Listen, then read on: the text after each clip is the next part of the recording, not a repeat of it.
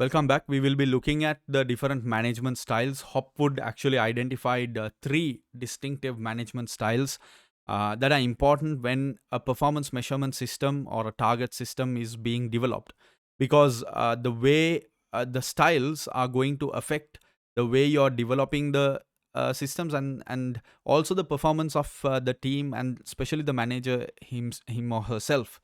So let's take a look at these three systems. It's called budget constrained, profit conscious, and non accounting. These are the three styles: budget constrained, profit conscious, and non accounting.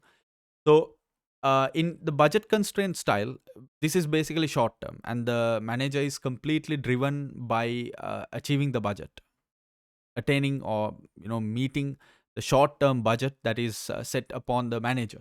Of course, there are positives to it, and you're going to use short-term measures like ROI, ROCE, gross profit margin, immediate profitability measures, immediate measures to measure the performance of these kind of style. This when you're using this style to measure performance. Now, of course, it's good if you're very short-term driven, but there are challenges. There is no flexibility. It can lead to short-termism. There can be very stressful environments for employees to work. It can really force and make things very rigid and stifle ingenuity, can result in manipulation of data also, like gaming, etc. But profit conscious is taking a more long term approach where your performance measures are more long term. You're looking at things like NPV and EVA and residual income. These are the kind of KPIs you will be using if you're or if it is a profit conscious environment. The manager's performance is being evaluated on the basis of their ability to increase the performance of the overall unit for the long term, so not short term. So remember this: budget constrained is short term performance focused, profit conscious is long term performance focused. So there is some flexibility with this kind of style, a bigger kind of room of flexibility to change direction, make decisions, because the manager is more responsible for a longer duration. So without that flexibility, without that freedom, it can be quite hard to achieve. There can be less pressure in, because you're not trying to chase short term targets, so you can spread things out, you can plan things out, you can be patient with certain matters, and it can be motivating also because there's the kind of empowered nature to it. However, short term control may be lost if it is overdone, and just because they don't have to get stressed doesn't mean that they don't have to focus on the short term. So if they take it too loosely, then everything can crash. And it may also ignore non-financial aspects, definitely relating to ESG, economic, social, and governance aspects. So because it's profit conscious, right? So you're driven by the financial figures. Now that is where, so budget constraint had this issue of being too short term focused, and that was addressed by profit conscious. But profit conscious has this issue of being purely number focused, just as budget constraint is. That is where the third style comes into play: non accounting. This is where the budgetary information actually doesn't play a major role in targets and performance measurement system development. What happens is you're more focusing on non financial aspects, and you're looking at how those drive long term performance.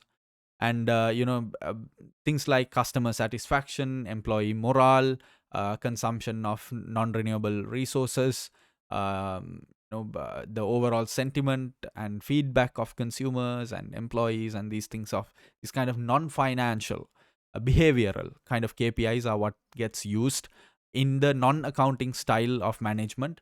Of course, the focus is on various causes rather than the effect. So what that means is that most of the things that we measure as financial measures are effect measures. They're not cause, they're not root cause. So we are more focused on the result on those. But here we are more focused on the cause itself. Good customer service will lead to profit. So in profit conscious, in budget, you may calculate something like ROI or gross profit margin. But in non accounting style, you're more focused on customer feedback itself. So cause, not effect. Targets may be more meaningful and motivating, and there may be less pressure and more room for you to be a better person, drive the business in a more ethical way, sustainable way. However, if you overdo it, the concern is that you might forget the financials, or you might let the financials go bad, and that is definitely not healthy for business, because business is all about making money and it's about profit. So if you're running a business, then you have to also uh, be focused on that. I think the overall, across all three, budget constraint, profit conscious, and non-accounting, the best approach of management is a good mix, a good balance of all three. You have elements of budget constraint, which means that your short-term focus, a few KPIs short-term.